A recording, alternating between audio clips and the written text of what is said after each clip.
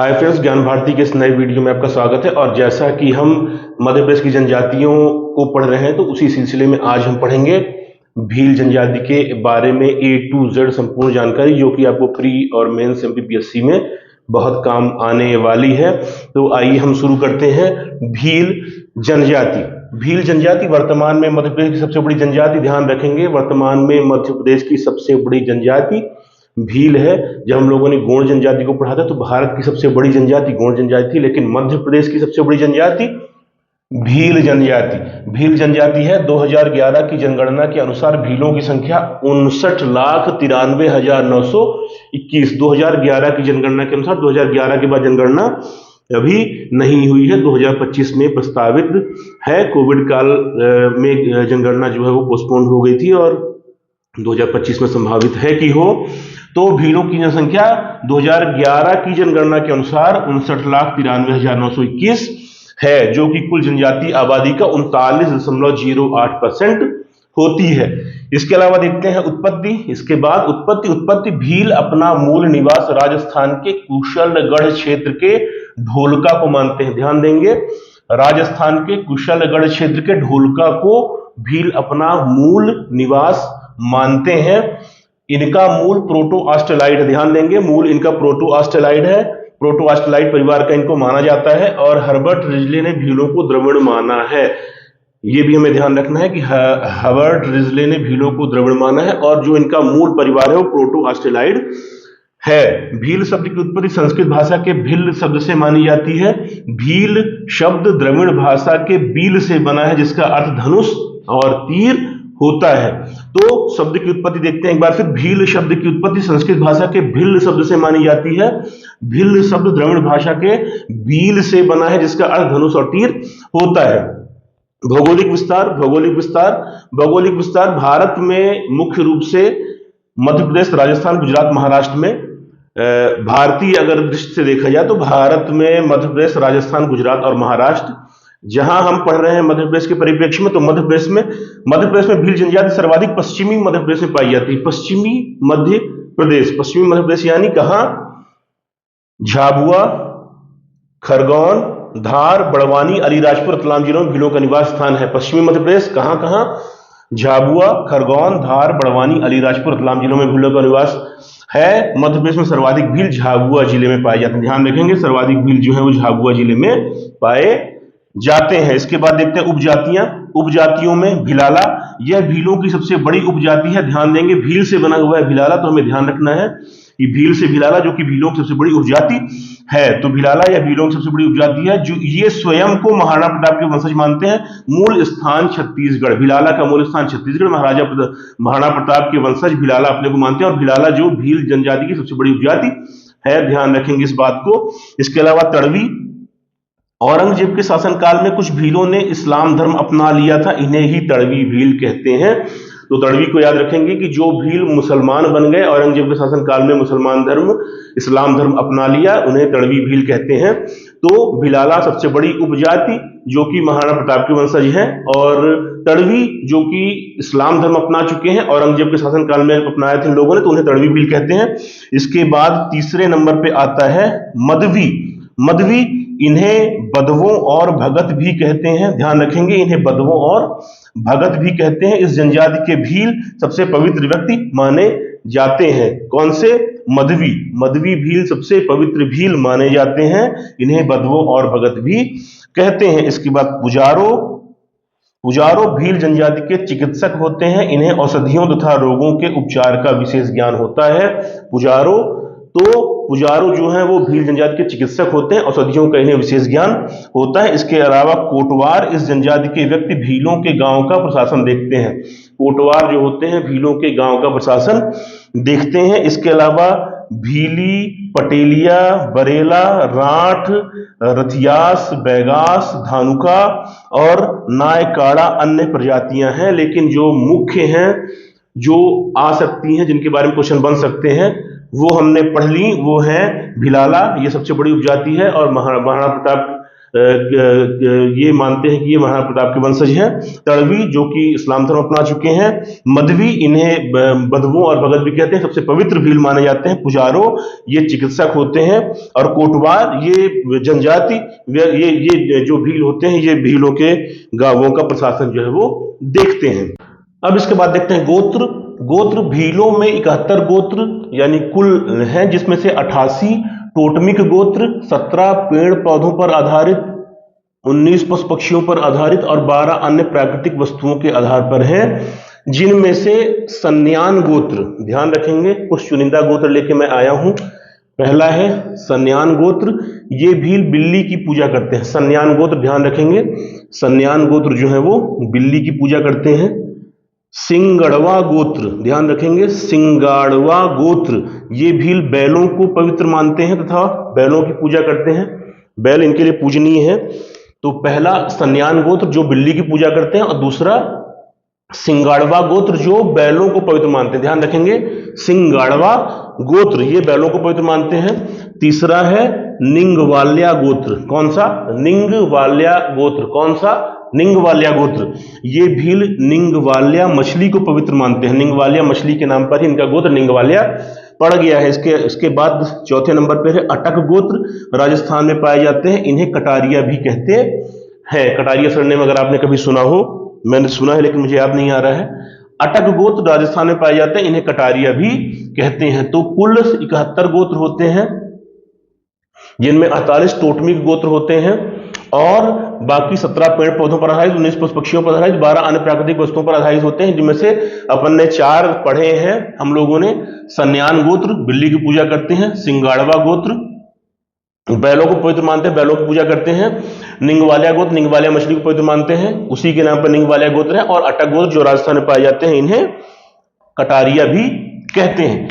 तो आइए अब देखते हैं सामाजिक संरचना। भीलों की सामाजिक संरचना कैसी होती है। भीलों का जो परिवार होता है वो पितृसत्तात्मक होता है। भीलों का परिवार पितृसत्तात्मक संयुक्त परिवार होता है।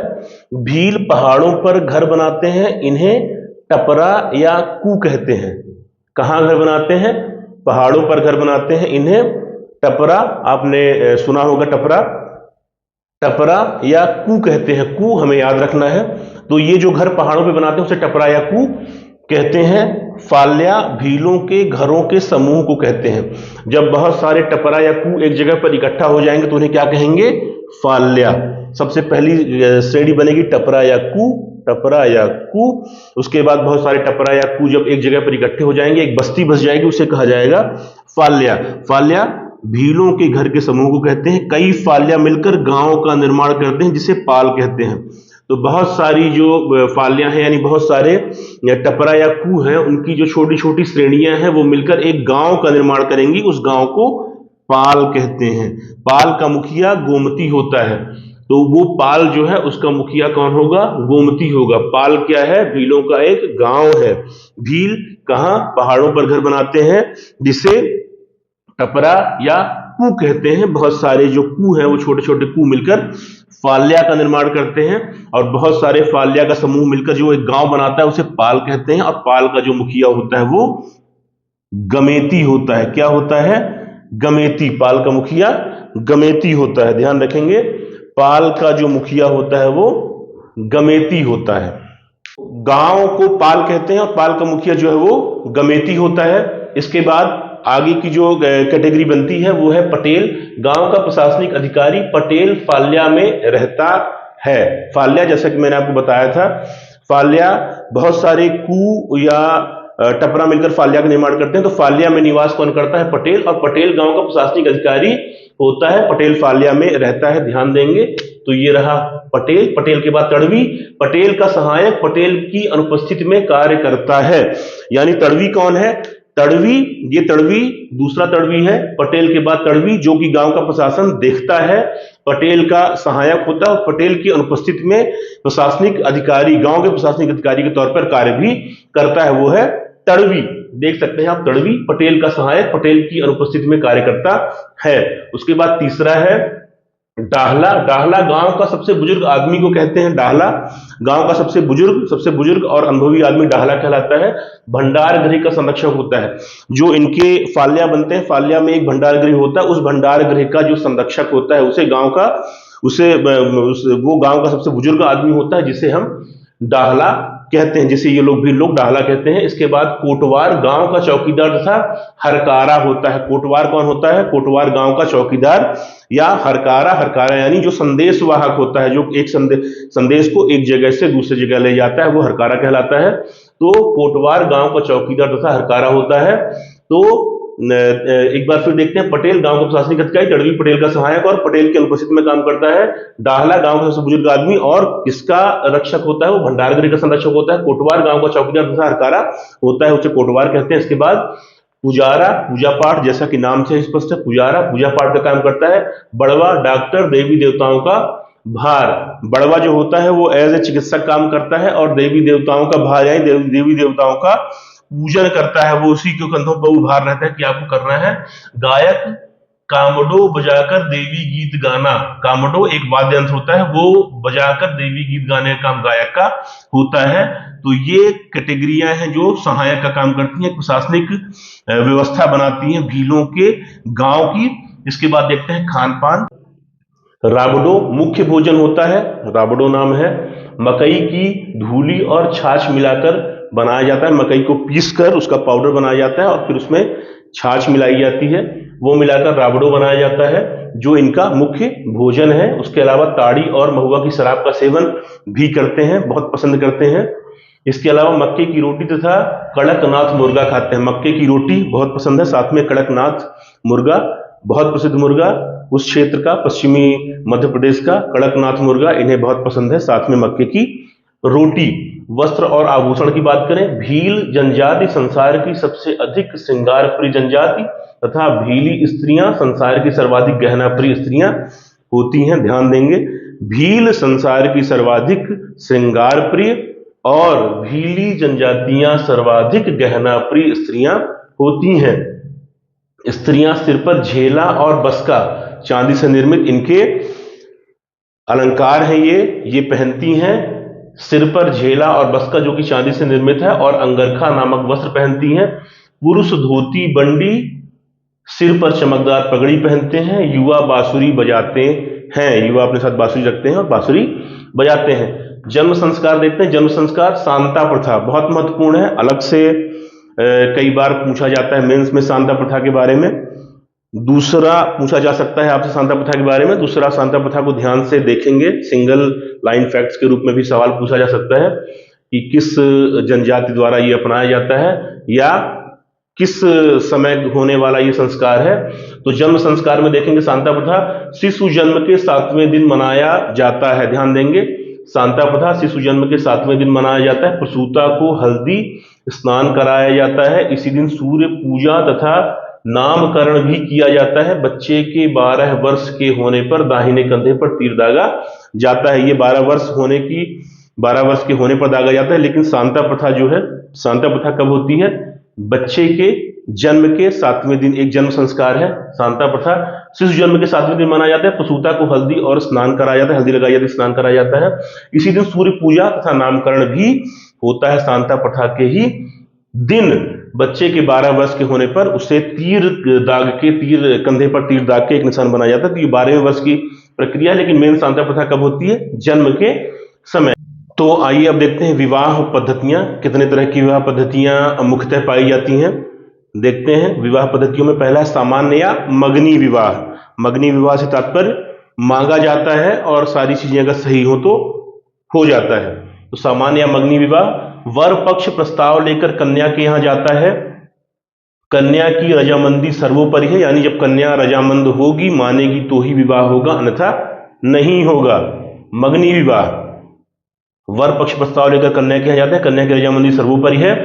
भांगेड़िया, इस शब्द को याद रखेंगे, भांगेड़िया वर और कन्या दोनों पक्षों को मिलाने वाले को कहते हैं, जो कि प्रस्ताव लेकर दोनों परिवारों की आपसी सहमति का मेन जो व्यक्ति होता है उसे भांगड़िया कहते हैं।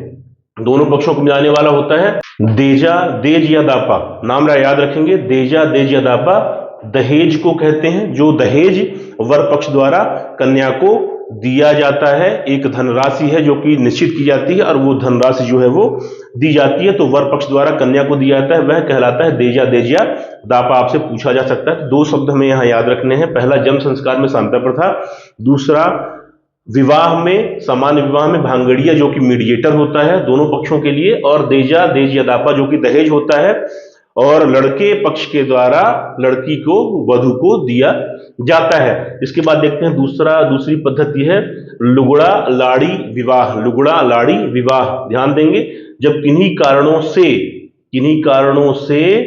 घर का सबसे बड़ा बेटा विवाह नहीं करता, तब उसके छोटे भाइयों का विवाह कराया जाता है। विवाह सामान्य विवाह जैसा होता है, परंतु 7 फेरे नहीं होते हैं। मान लीजिए किसी भी कारणवश, कोई भी कारण हो, घर की स्थिति ठीक ना हो, या बड़ा बेटा कहीं कमाने चला गया हो, या आज के परिवेश में अगर देखें तो बड़ा बेटा किसी कॉम्पिटेटिव एग्जाम की मान लीजिए तैयारी कर रहा हो और सेलेक्ट नहीं हो पा रहा हो, सेलेक्ट होने की स्टेज पे हो, तो वो विवाह से कतराता है, पर घर वाले उसके ऊपर दबाव देते हैं कि बेटा विवाह कर ले, तो वो विवाह नहीं करना चाहता। तो वो कहता है कि मेरा विवाह मत कराओ, बल्कि मेरा छोटा भाई है उसका विवाह करा दो। तो छोटे भाई का विवाह जो है वो हो जाता है। उसी विवाह को कहते हैं लुगड़ा लाड़ी विवाह। लेकिन इस विवाह में जब छोटा भाई विवाह करेगा तो 7 फेरे जो है वो नहीं होते। वो 7 फेरे कब होंगे? वो 7 फेरे तब होते हैं, भविष्य में होते हैं, जब या कि बड़ा बेटा विवाह कर ले या कि किसी भी आयोजन में फिर वो 7 फेरे करा दिए जाते हैं, लेकिन उस समय वो 7 फेरे नहीं होते हैं। तो ध्यान देंगे, लुगड़ा लाड़ी विवाह जब बड़ा बेटा शादी ना करके छोटा बेटा विवाह शादी करे तब। तीसरा है आटा साटा विवाह। यह विवाह गरीब परिवारों के बीच होता है। एक गरीब परिवार अपने लड़के और लड़की दोनों का विवाह दूसरे परिवार के लड़के लड़की में से करता है, यानी आटा साटा। इस विवाह पद्धति में होता यह है कि मान लीजिए 2 परिवार है और एक परिवार में एक लड़का एक लड़की है, इस परिवार में एक लड़का एक लड़की है, तो ये परिवार अपने लड़के का विवाह इसके परिवार की लड़की से और उधर की लड़की जो है इसके परिवार के लड़के से विवाह हो जाएगा। इसे कहते हैं आटा साटा विवाह। ये एक्चुअली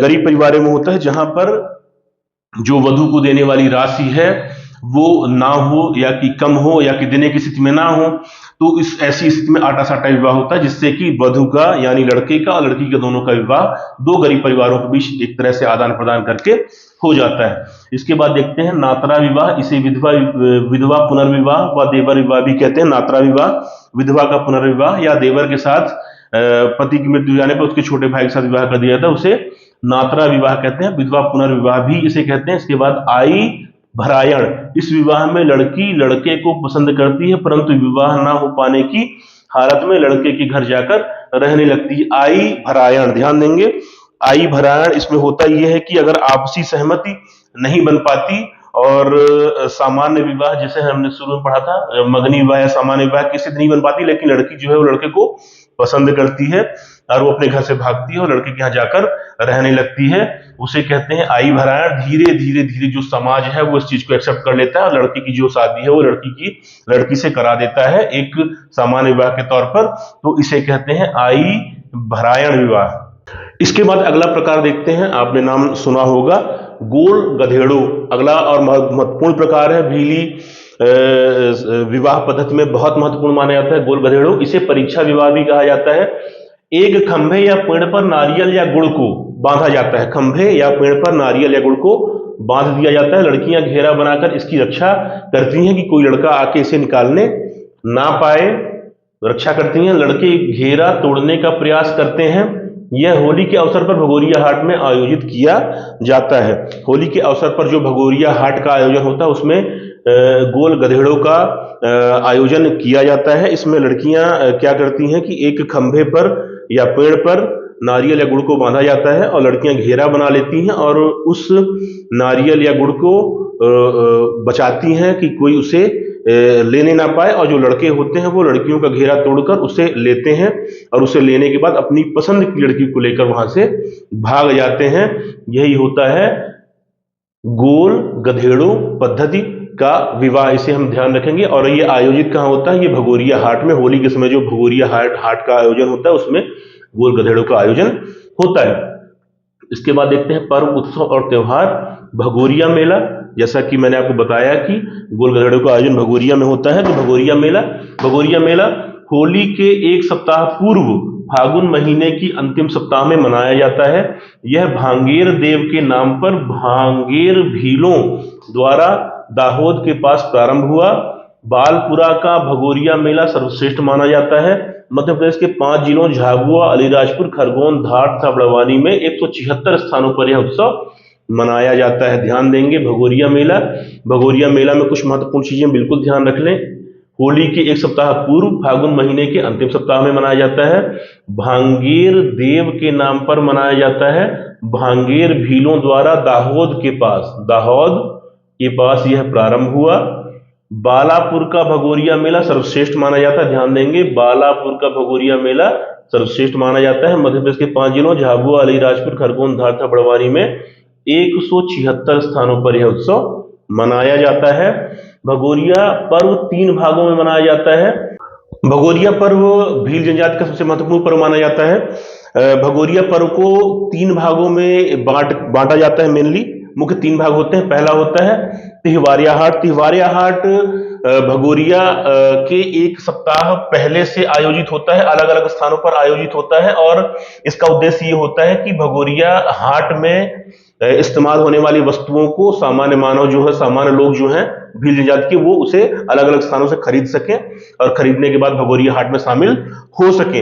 तो भगोरिया हाट का आयोजन होली से एक सप्ताह पहले और उसके एक सप्ताह पहले जो है वो तिहवारिया हाट का आयोजन अलग अलग स्थानों पर होता है। आइए देखते हैं तिहवारिया हाट या भगोरिया हाट के 7 दिन पूर्व अलग अलग स्थानों पर भगोरिया के लिए आवश्यक सामग्री संग्रह के लिए होता है, जैसा कि मैंने आपको बताया। उसके बाद दूसरा जो भाग होता है वो होता है भगोरिया, जो कि इसका मुख्य भाग है। भगोरिया होली के 7 दिन पूर्व होता है। भगोरिया हाट प्रारंभ होता है। गेहर एक समूह होता है। इस समूह में भील युवक युवतियां शामिल होते हैं, रंग बिरंगे कपड़े पहने होते हैं, बांसुरी लिए होते हैं, बांसुरी बजाते हैं, खूब नाचते गाते हैं और ताड़ी के नशे में धुत होते हैं। तो ये गेहर होते हैं और अलग अलग स्थानों से गेहर आते हैं। कुछ बड़े गेहर, कुछ छोटे गेहर, कुछ बहुत भव्य गेहर। ये गेहर जब आपस में एक दूसरे के सामने आते हैं तो बहुत ज्यादा जश्न मनाते हैं, बहुत ज्यादा नाच गाना होता है, बहुत उमंग से ये लोग जश्न मनाते हैं। तो इसे कहते हैं गेहर। एक समूह होता है। इस समूह में युवक युवतियां रंग बिरंगे कपड़ों में ताड़ी पीकर नाचते गाते हैं, जैसे मैंने आपको बताया। इसके बाद इसमें देखते हैं भगोरिया में गुलालिया मेले में यदि कोई लड़का अगर किसी लड़की के गाल पे गुलाल मल देता है और जवाब में वो लड़की भी उस लड़के के गाल में गुलाल मलती है तो उन्हें एक दूसरे को आपस में रजामंद राजी माना जाता है और वो एक दूसरे को जीवन साथी चुन सकते हैं। उसमें बहुत सारी कंडीशंस होती हैं। अगर वो कंडीशंस फॉलो हो जाए तो दोनों एक दूसरे के जीवन साथी हो जाते हैं। इसे बोलते हैं गुलालिया। इसके बाद गोल गधेड़ो, जैसे कि मैंने आपको पहले बताया, भगोरिया हाट में गोल गधेड़ो का आयोजन होता है, जिसमें एक पेड़ या खंभे पर गुड़ या नारियल को बांधा जाता है और लड़कियां उसे लड़कों से बचाती हैं। तो ये गोल गधेड़ो है। और तीसरा जो स्टेप होता है उजाड़िया। होली के दिन भगोरिया पर्व समाप्त होता है। होली के दिन भगोरिया पर्व समाप्त होता है तथा उजाड़िया की शुरुआत होती है। इसमें बाजार सूने हो जाते हैं। भील लोग अपने अपने गांव व घर में चले जाते हैं, होली खेलते हैं और एक सप्ताह तक ये काम जो है वो चलता रहता है। होली खेलते हैं और ये काम एक सप्ताह चलता है। तो उजाड़िया तो 3 भागों में आयोजित होता है। पहला है तिहवारिया हाट, जो कि अलग अलग स्थानों पर भगोरिया से एक सप्ताह पहले। उसके बाद दूसरा है भगोरिया, जो कि होली से एक सप्ताह पहले। और उसके बाद होता है उजाड़िया, जो कि होली के दिन भगोरिया हाट के समाप्त होने के बाद उजाड़िया जो है वो एक सप्ताह तक वो भी चलता है और ये लोग अपने गांव और घर चले जाते हैं और वहां जाकर ये एक सप्ताह तक भगोरिया में उजाड़िया में अपने गांव जाकर वहां होली मनाते हैं। रास्ते में आने जाने वाले लोगों से भी होली खेलते हैं, खूब जश्न मनाते हैं। तो ये है भगोरिया हाट। भगोरिया के बाद अब अगला पर्व देखते हैं, तो जो है गल उत्सव। गल उत्सव सबसे बड़ा मनौती पर्व माना जाता है। गल बाबा की पूजा होती है, होली के दूसरे दिन मनाया जाता है। तो होली के दिन खत्म हो जाता है भगोरिया पर्व और होली के दूसरे दिन से शुरू होता है गल उत्सव, जो कि गल बाबा की पूजा होती है जिसमें, और ये सबसे बड़ा मनौती पर्व है। इसमें लोग समृद्धि के लिए, संतान के लिए और बहुत सारी मनौतियों के लिए जो है इस उत्सव को मनाते हैं। इसके बाद होता है गढ़ उत्सव। गढ़ उत्सव होली के 12वें 13वें दिन गढ़ विजय का प्रतीक होता है। झाबुआ में आयोजित होता है। मुख्यतः झाबुआ, जो कि भीलों का सर्वाधिक आबादी जहां पर है झाबुआ में, तो झाबुआ में आयोजित होता है मोस्टली गढ़ उत्सव होली के 12वें और 13वें दिन, और जो कि गढ़ विजय का प्रतीक है। गढ़ विजय यानी किसी किले या गढ़ को जीतने का प्रतीक इसे माना जाता है। इसके बाद आता है ढोड़ी। ढोड़ी वर्षा के लिए इंद्रदेव की पूजा। ध्यान देंगे, ढोड़ी वर्षा के लिए इंद्रदेव की पूजा। नंबई अनाज का प्रथम उपयोग, नंबई जब अनाज आ जाता है उसके प्रथम उपयोग के लिए नंबई मनाया जाता है। नवड़ी, नवरात्र में कुल देवी की पूजा होती है तो उसे नवड़ी कहते हैं। तो ढोड़ी वर्षा के लिए इंद्रदेव की पूजा, नंबई अनाज के प्रथम उपयोग के लिए पूजा, और नवड़ी जो है वो नवरात्र में कुल देवी की पूजा, इसे नवड़ी कहते हैं। इसके बाद दिवासा, श्रावण मास की अमावस्या को इंद्रदेव की पूजा दिवासा। इंदल, मनौती पर्व, कार्तिक मास में इंद्र को समर्पित इंदल, इंद्र से बना इंदल, ध्यान रखेंगे। वेणेश्वर मेला, भीलों का कुंभ कहा जाता है वेणेश्वर मेले को, याद रखेंगे। वेणेश्वर मेला भीलों का कुंभ कहा जाता है। माही सोम जाखम नदियों के संगम पर राजस्थान में मनाया जाता है। कहां पर? माही सोम और जाखम नदियों के संगम पर राजस्थान में मनाया जाता है वेणेश्वर मेला। इसे भीलों का कुंभ कहते हैं, ध्यान देंगे। वेणेश्वर मेला भीलों का कुंभ कहा जाता है। इसके बाद देवी देवताओं के बारे में देखते हैं। देवी देवता बावदेव, बावदेव, इंद्रदेव भीलों के प्रमुख देवता, बावदेव, इंद्रदेव को बावदेव कहते हैं। इंद्रदेव के बारे में दो जो मैंने बताया पूजा होती है, एक तो डोड़ी वर्षा के लिए इंद्रदेव की पूजा, और उसके बाद दिवासा श्रावण मास में इंद्रदेव की पूजा। तो इससे सिद्ध होता है कि इंद्रदेव जो है इनके प्रमुख देव माने जाते हैं। हालांकि ये उत्पत्ति अपनी महादेव यानी शंकर भगवान से मानते हैं, शंकर भगवान को सर्वाधिक पूज्य मानते हैं, लेकिन इंद्रदेव को भी बहुत महत्व देते हैं। तो देवी देवताओं में बावदेव, इंद्रदेव भीलों के प्रमुख देवता हैं। राजपंथा भीलों के शक्तिशाली देवता, राजपंथा भीलों के शक्तिशाली देवता, राजपंथा को याद रखेंगे, भीलों के शक्तिशाली देवता।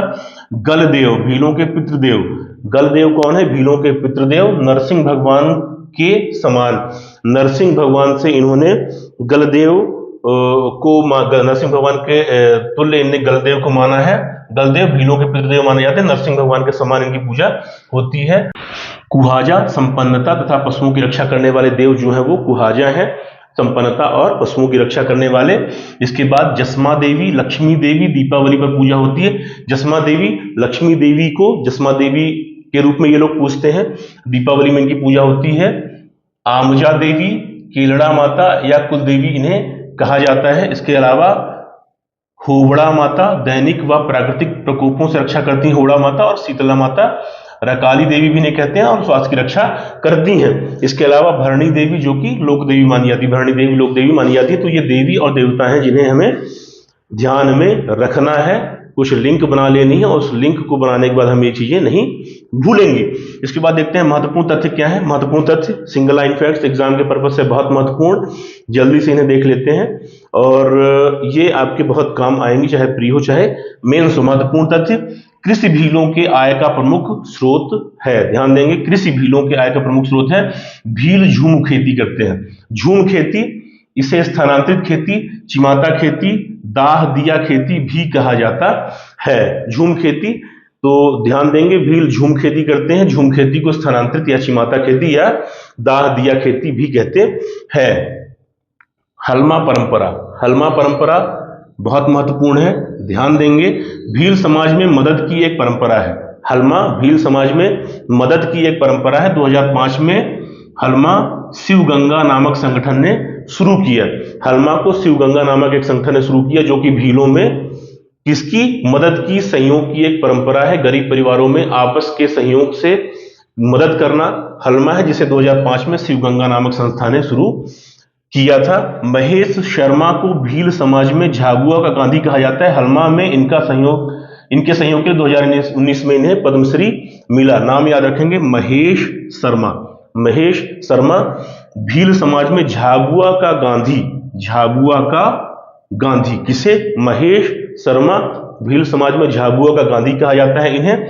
हलमा में इनके सहयोग के लिए 2019 में इन्हें पद्म श्री से सम्मानित किया गया। हलमा कब शुरू हुआ? 2005 में शिव गंगा नामक संगठन ने इसे शुरू किया, और महेश शर्मा इन्हें झाबुआ का गांधी कहा जाता है। 2019 में इन्हें हलमा में सहयोग के लिए पद्मश्री दिया गया। अलीराजपुर के जोबट तहसील की जनजाति, अलीराजपुर की जोबट तहसील की जनजाति पुंजा दरियों का निर्माण करते हैं। पुंजा दरी हाथ से बिनी गई एक दरी है। तो ये पुंजा दरियां कहां बनी जाती हैं?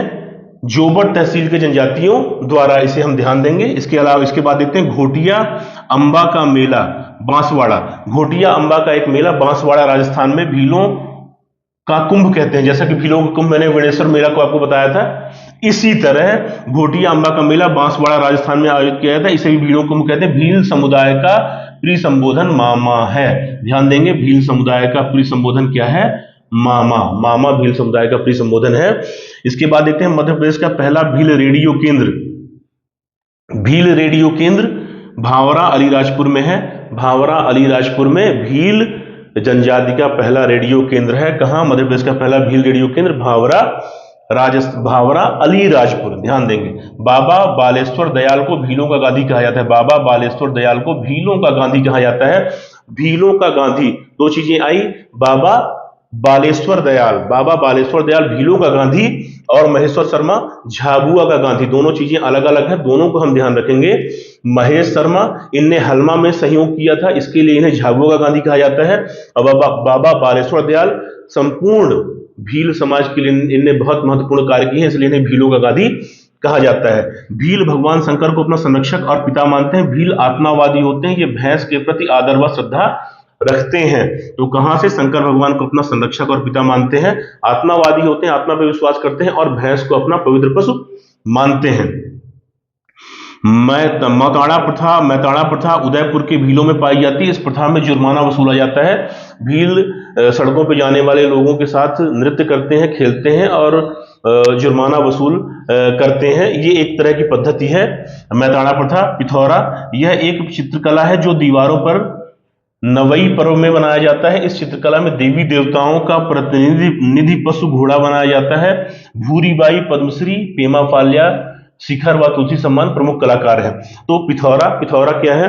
पिथौरा एक चित्रकला है। पिथौरा एक चित्रकला है जहां जो कि दीवारों पर नवई पर्व में मनाई जाती है। दीवारों पर नवई पर्व मनाई जाती है और देवी देवताओं का प्रतीक क्या बनाया जाता है? घोड़ा, प्रतिनिधि पशु जो है वो घोड़ा बनाया जाता है। प्रमुख नाम कौन कौन से हैं? भूरीबाई, पद्मश्री और पेमा फाल्या शिखर व तुलसी सम्मान से सम्मानित हैं। ये प्रमुख कलाकार पिथौरा के हैं। गोतरेज की एक चित्रकला है। गोतरेज एक चित्रकला है, इसे मांगलिक अवसरों पर घर की भीतरी दीवारों पर बनाया जाता है। गरप, बैल, सर्प, आम्र वृक्ष आदि बनाए जाते हैं घर की अंदर की दीवारों पर। गोतरेज भीलों का प्रमुख हथियार धनुष बाण है। भील एकलव्य को अपना आदर्श मानते हैं। एकलव्य को अपना आदर्श मानते हैं तथा बाण चलाते समय अंगूठे का प्रयोग नहीं करते हैं। एकलव्य भील थे जो कि महाभारत काल में थे और गुरु द्रोणाचार्य की मूर्ति के सामने अपना अभ्यास किया करते थे। तो गुरु द्रोणाचार्य से जब उनकी मुलाकात हुई और उन्होंने इस चीज को बताया तो द्रोणाचार्य ने उनसे गुरु दीक्षा के रूप में उनका अंगूठा मांग लिया था। तो इसीलिए जो भील है वो एकलव्य को अपना आदर्श मानते हैं और धनुष बाण उनका पसंदीदा हथियार होता है। धनुष बाण चलाते समय वो अंगूठे का इस्तेमाल नहीं करते हैं। भीलों का प्रमुख हथियार धनुष बाण है, जैसा कि मैंने आपको बता दिया। भीली बोली का प्रयोग करते हैं। धार, झाबुआ, रतलाम में भीली पर मालवी और खरगोन जिले में निवाड़ी का प्रभाव है। जहां जो भाषा बोली जाती है उस भाषा का जो प्रभाव है भीली बोली पर है, जो जिस क्षेत्र की बोली है। निषाद शब्द का प्रयोग भीलों के लिए किया जाता है। ऋषि वाल्मीकि स्वयं भील थे। ऋषि वाल्मीकि जो है वो ऋषि वाल्मीकि स्वयं भील थे और निषाद शब्द का प्रयोग भीलों के लिए किया जाता है। निषाद राजगुह, जो कि आपने रामायण में देखा होगा, जिन्होंने भगवान राम को नैया से नदी पार कराई थी, निषाद राजगुह। तो निषाद जो है वो भीलों के लिए शब्द प्रयोग किया जाता है और ऋषि वाल्मीकि जो है वो स्वयं भील थे। डोहिया नृत्य भीलों का नृत्य है। डोहिया नृत्य ध्यान रखेंगे, डोहिया नृत्य भीलों का नृत्य है। यह भगोरिया हाट में किया जाता है। डोहिया भीलों का नृत्य है और कहां किया जाता है? भगोरिया हाट में। इसके अलावा गहर नृत्य होली के समय किया जाता है। गरबी नृत्य दीपावली के अवसर पर किया जाता है। गहर होली के समय और गरबी जो है वो दीपावली के समय नृत्य किया जाता है। डोहू और वीरवल्या धार्मिक नृत्य है तथा नेजा एक खेल नृत्य है। नेजा खेल नृत्य और डोहू और वीरवल्या धार्मिक नृत्य हैं। रेलो गीत, सुम्बटिया, हस सीढ़ो भीली लोकगीत हैं। हस सीढ़ो, सुम्बरिया और रेलो जो है वो भीली लोकगीत हैं। केंदरिया बांस से बना फूंक वाद्य यंत्र होता है। केंदरिया एक बांस से बना फूंक के बजाने वाला बांसुरी जैसा वाद्य यंत्र होता है। हाथी वेड़ो विवाह की प्रथा है जिसमें वर वधु को बांस, पीपल या सागवान वृक्ष के समक्ष फेरे लेने होते हैं। कौन सा? हाथी वेड़ो विवाह की एक प्रथा है जिसमें वर वधु को कहाँ? बांस, पीपल या सागवान वृक्ष के समक्ष फेरे लेने होते हैं। ये पद्धति होती है हाथी वेड़ो। भील जनजाति के सगोत्र विवाह वर्जित है। भील जनजाति में सगोत्र विवाह नहीं, एक ही गोत्र में विवाह इनमें वर्जित है। इसके अपोजिट हमने क्या देखा था? गोंड जनजाति में जहां की विवाह होता है दूध लौटावा पद्धति होती है, लेकिन यहाँ पे सगोत्र विवाह जो है वो पूर्णतः वर्जित होता है। भील जनजाति संसार की सर्वाधिक श्रृंगार प्रिय एवं भील स्त्रियां संसार की सर्वाधिक गहना प्रिय स्त्रियां होती हैं, जैसा कि मैंने आपको पहले ही बता दिया है। स्त्रियां झेला, बस्का तथा शरीर पर कछीर पहनती हैं, अंगरखा पहनती हैं तथा अंगरखा नामक वस्त्र भी पहनती हैं। राजा धन्ना, धानजी भील मालवा के शासक राजा धन्ना कहाँ के? मालवा के शासक थे। इन्हें मालवाधिपति भी कहा जाता है, भील समाज के थे। और धानजी भील, राजा धन्ना मालवा के शासक थे, इन्हें मालवाधिपति भी कहा जाता है। इसके बाद देखते हैं टांट्या भील, महान क्रांतिकारी टांट्या भील भील समाज के थे। जन्म खंडवा जिले के पंधाना तहसील के ग्राम बड़दा में 26 जनवरी 1842 को एवं 4 दिसंबर 1889 को जबलपुर में इन्हें फांसी दे दी गई थी। पाताल पानी में इनकी समाधि है। कहां? ध्यान रखेंगे, पाताल पानी में इनकी समाधि है। इन्हें टांट्या मामा, इनके उपनाम है, इन्हें टांट्या मामा, रॉबिन हुड ऑफ इंडिया, आदिवासियों का मसीहा, महाविद्रोही तथा मालिक आदि उपनामों से इन्हें जाना जाता है। टांट्या भील गुरिल्ला युद्ध में निपुण थे। तीरंदाजी व बंदूक चलाने में निपुण टांट्या भील ने अमीरों तथा वर्तमान अंग्रेजी सत्ता के शोषण के खिलाफ आवाज उठाई व अपने अंतिम समय तक अंग्रेजों की ये ईंट से ईंट बजाते रहे और बाद में इन्हें 4 दिसंबर 1889 को जबलपुर में फांसी दे दी गई थी। इसके बाद देखते हैं भीमा नायक जन्म बड़वानी मध्य प्रदेश में, मृत्यु 29 दिसंबर 1876 को पोर्ट ब्लेयर में। 1857 की क्रांति में हुए अंबा पानी के युद्ध में भीमा नायक की महत्वपूर्ण भूमिका थी, तो अंबा पानी के युद्ध के लिए भीमा नायक को जाना जाता है। इसके बाद देखते हैं सुरसीबाई भील, अमर वीरांगना सुरसीबाई भीमा नायक की माता थी। भीमा नायक की माता सुरसीबाई अमर वीरांगना, इन्हीं ने भीमा नायक को आदिवासियों को एकजुट करने तथा अंग्रेजों से युद्ध करने की प्रेरणा दी थी। खाजमा नायक अगले हैं। खाजमा नायक भीमा नायक के साले। खाजमा नायक अंग्रेजी, उस समय की अंग्रेजी आर्मी में थे ये, तो भीमा नायक के साले खाजमा नायक निमाड़ का रॉबिन हुड इन्हें कहा जाता है। Tantya Bhil robin hood of India और खाजमा नायक रॉबिन हुड ऑफ निमाड़। ध्यान रखेंगे, निमाड़ का रॉबिन हुड। 1857 की क्रांति के महान क्रांतिकारी खाजियान ब्रिटिश आर्मी में सिपाही थे।